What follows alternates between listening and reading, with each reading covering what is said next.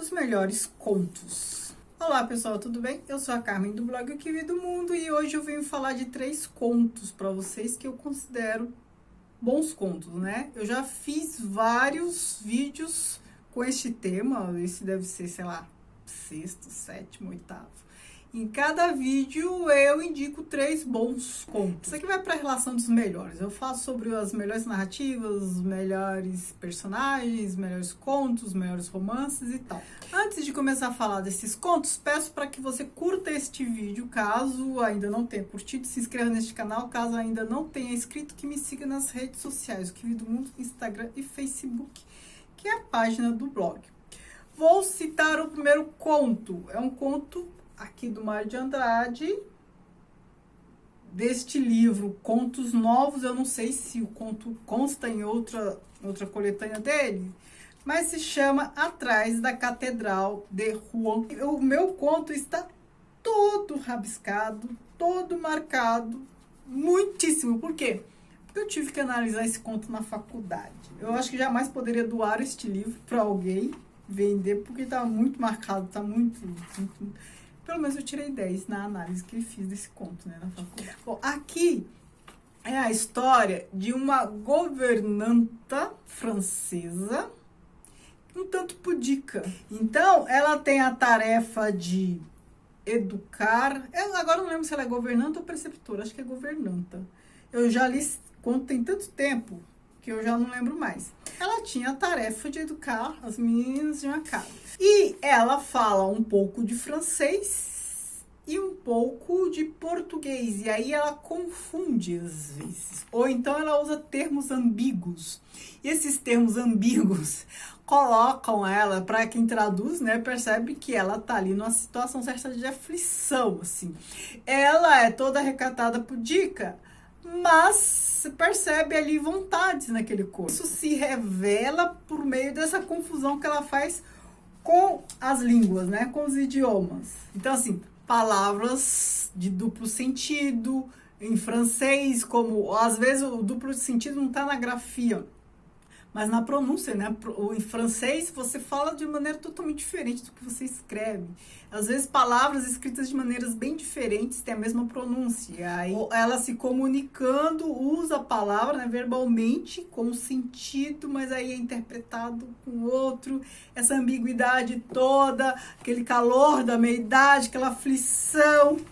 É tudo muito interessante. E aí vocês combinam isso que eu estou dizendo com o título do conto, Atrás da Catedral de Rouen. Rouen em português é Rouen, né, em francês. Eu li isso aqui, eu estava na faculdade antes de ir para a França. Quando eu estava lá na França estudando, eu fui para Rouen e eu vi essa catedral. Eu lembrei imediatamente do conto, né? Uma catedral gótica que tem lá, é dessa catedral. Mesma catedral que o Monet pintou várias vezes de maneira impressionista, com diferentes luzes e tal. É a mesma catedral que está aqui no conto do Mário de Andrade. Aliás, se você não conhece o Mário de Andrade, ele é um excelente contista, hein? Ele é um daqueles poucos escritores que produz muito bem romance, conto e poesia. Eu também gosto muito da poesia de Mário de Andrade. Qualquer dia eu trago uma aqui para interpretar, em pílulas de interpretação. Um outro conto que eu quero citar é do Borges, que está aqui no Aleph, que se chama... Essa edição aqui está em espanhol, chama A Casa de Astério. Esse Astério é o Minotauro da lenda. Inclusive, acho que um dos últimos vídeos que eu fiz sobre entender da mitologia foi sobre o Minotauro. Eu cito este conto lá. Aqui a gente tem um Minotauro com conflitos humanos. Ele narra aqui a história. A maneira como o Borges elaborou essa história, narra essa história, que é bem legal. Porque aqui a gente está na consciência do Minotauro. O que diz a mitologia?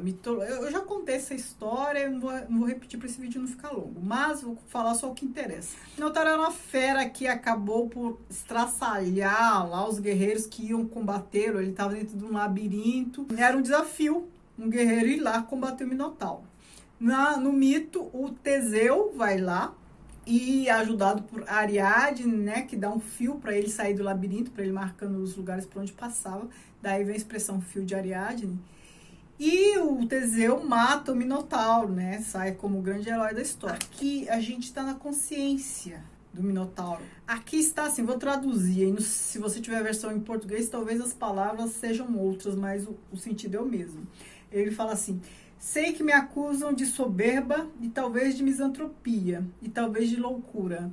Percebam, é o Minotauro falando da imagem que ele sabe que tem dele. Que ele tá assim na consciência pré-morte, porque a gente já sabe pela mitologia que ele vai morrer. E eu vou ler aqui o finzinho, como ele termina, ó. Ele percebe que alguém vai lá, né? Que está entrando, enfim. Aí ele fala assim: tomara que me levem a algum lugar com menos galerias e menos portas, né? Ele está no labirinto. Como será meu redentor? Me pergunto. Será um touro ou um homem? Porque o Minotauro ele é metade touro, metade homem. Aí ele acha que o redentor pode ser um igual a ele de uma forma ou de outra. Será talvez um touro com cara de homem? Porque o Minotauro é um homem com cara de touro. Aí ele está pensando que talvez seja o oposto, um touro com cara de homem. Ou será como eu? Ou seja, um homem com cara de touro. E aí a gente muda o foco narrativo, né? Porque a gente estava aqui na consciência do Minotauro. E a gente sabe, o Minotauro vai morrer. E aí a narrativa aqui da morte dele não pode ser mais ele, porque ele morre. Aí é um narrador em terceira pessoa, 3 linhas. E o sol da manhã reverberou na espada de bronze. Já não ficava nem um vestígio de sangue. Aí uma fala, discurso direto. Acredita, Ariadne, disse Teseu. O Minotauro apenas se defendeu. Ou seja, aquele monstro que atacava todo mundo, aqui ele apenas se defendeu. A gente fica com muita dó do Minotauro, né? Porque ele pensa que vai chegar um redentor e vai lá um cara para matá-lo e ele apenas se defende. Então, esse Minotauro aqui é totalmente diferente do Minotauro do nosso imaginário, da mitologia. Então, Borges fez o Minotauro vítima de uma situação, né? Como se fosse um prisioneiro naquele labirinto. E é um conto de 2 páginas, curtíssimo. Um outro conto muito bom, que também faz referência à mitologia, está aqui. Aqui eu tenho um livro de contos do Eça de Queiroz. Aqui ele tem um conto chamado Perfeição, que narra esse conto.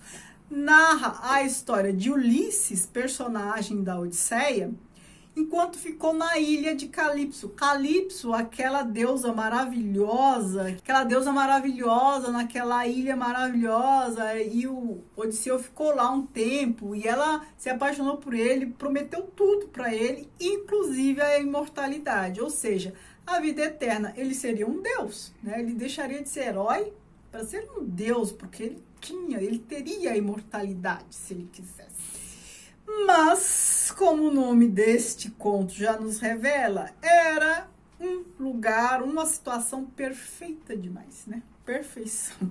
E ele vai embora, assim como na vida, assim como na história da mitologia, que ele deixa, né, a ilha e tal. Mas o motivo pelo qual ele deixa a ilha, ele deixa aqui no conto porque é perfeito demais, né? Ele suporta isso, ele vai embora. Vídeo rápido, né?